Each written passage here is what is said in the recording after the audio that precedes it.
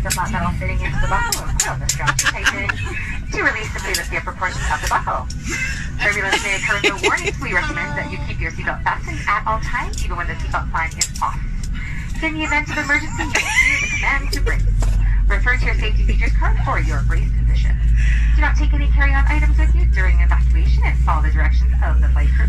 There's a total number of 8 emergency exits on board this aircraft. There are 4 window exits located in the cabin over the wings, 2 emergency door exits located in the forward, and 2 emergency door exits located in the rear. Please take a moment to find the exit nearest you along with all the exits. Keeping in mind, we can be right behind you. Should a power loss or emergency occur, floor level lighting will come on automatically and all exits will be indicated by, you guessed it, illuminated exit sign. Now should the cabin pressure change, full oxygen mask will automatically drop from the panel located above you. Remain seated and immediately pull the mask towards you to start the flow of oxygen. Place that right yellow mask over your nose and mouth, securing it behind the heavy elastic strap.